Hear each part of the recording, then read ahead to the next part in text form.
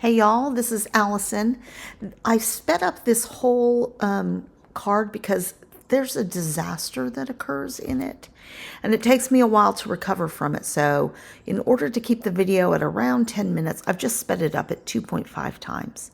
So I'm making a card for my daughter, just an encouragement card, because she's off at college, and I'm going to put it in a little welcome care package with a couple of things. I bought her a new headband, and a pillowcase that she ordered came in after she left.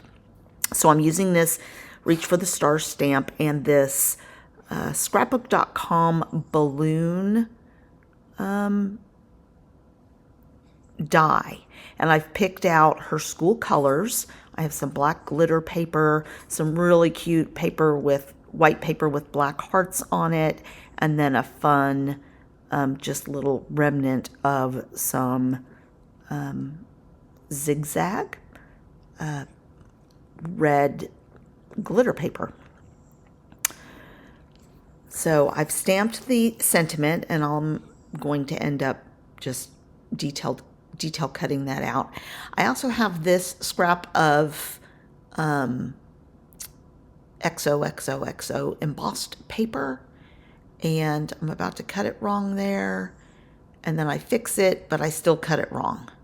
I cut it at 5 inches, and I should have cut it at 5¼ inches.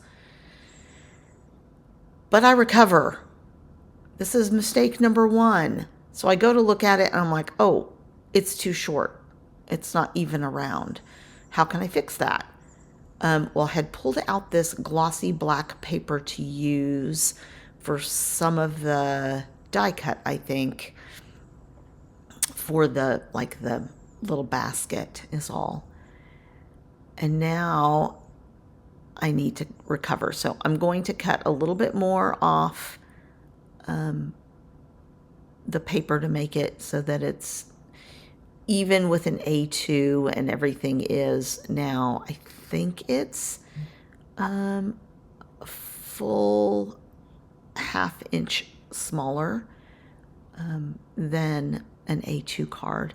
And then I have this glossy black. I was going to go ahead and cut this out of the middle, and I decided not to. Sometimes when I run this glossy paper through my die cutting machine, it gets imprints from the plates, and I don't want that to happen because it can mar the gloss a little bit. So I'm just going to trim a tiny bit off this so I have a very small white border around it on the page like that. I think it helps it stand out, gives it a little more presence. Then I just love this little heart paper. It's from a Vicky Bouton 6x8 print shop, I think. So I'm going to go off, cut those, and start to build the balloon. But because it's white on white, I want to ink the edges of that balloon, and that's when disaster strikes. So just to give you an idea, you can see on my remnant of paper, my scrap, that I do not have room to cut another full balloon. So I make the mistake of picking up the dauber head and not the full dauber. I get ink all over my fingers, and look, there is ink, a big ink smudge all over my card, the balloon. So I start looking for other paper. I spent about 10 minutes looking for more paper. I couldn't find it. My solution is I went and cut what I could off the remnant, and I'm just going to use it for that side. There is a tiny smudge on the other side, but it doesn't show as much. So this is my solution. I'm going to try and get the other side out of it too, but I can't just because of the shape of it. It's not going to work. And because it's directional. So this is when I'm like, can't I get another one out of it? I do not think so. But that's okay. So it took me a while to get there. I was really upset with myself. I went through all my black and white papers looking for something that I liked as well as this black and white art paper. And I couldn't find anything that was right, that was the right scale or, you know, it just wasn't going to work. So I'm going to very carefully, I put it on the dauber head so I don't mess it up now. And I'm going to leave it and let it dry for a minute before I mess with it. So I always say this is, even though I call this out of this world scrapbooking, it is scrapbooking in the real world. And I mess up sometimes. But there's almost always a way to recover from it. It is just paper. I could have thrown it away and done something else, but I had my heart set on this heart paper. So I'm just fussy cutting around the sentiment. Sorry, I have to bring it close to my face to see it. So it's a little bit off camera.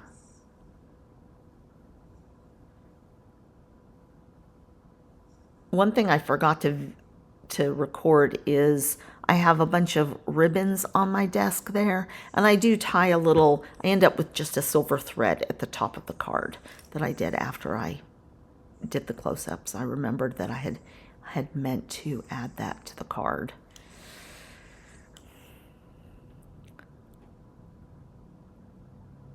So here I'm just hand cutting this.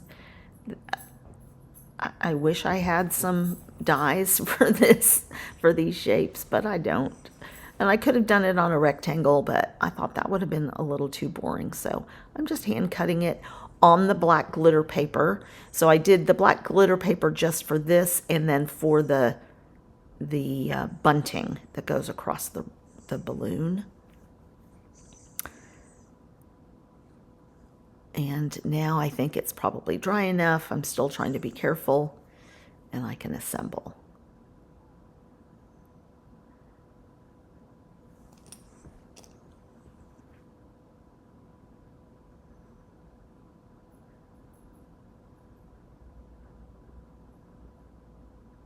All right, and then just attach the little basket to the bottom of it. I wish I could have done this card vertically. I think it would have looked better to have this sort of long, tall balloon vertical. But the XOXO paper that I liked was not vertical. It's directional, and it needed to be horizontal. So I adjusted. But I really wanted, because it was just white on black, I really wanted some kind of embossed paper. I could have gotten a piece of white paper and embossed it myself, but I also like the XOXO. Now maybe I had star paper I could have used, and this is another near disaster. So there are options. If you have a 3D embossing folder or an embossing folder, you could have just embossed paper. But this was a scrap I had already sitting in my scrap bin, and it's better to use scraps, so that's what I did.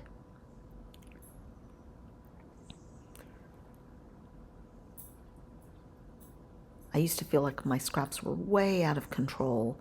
I still have a ton, don't get me wrong, but I am honestly better about using them. I go there first, especially for cards, and even for photo matting on layouts and things like that. I always go into my scraps to look for papers to use.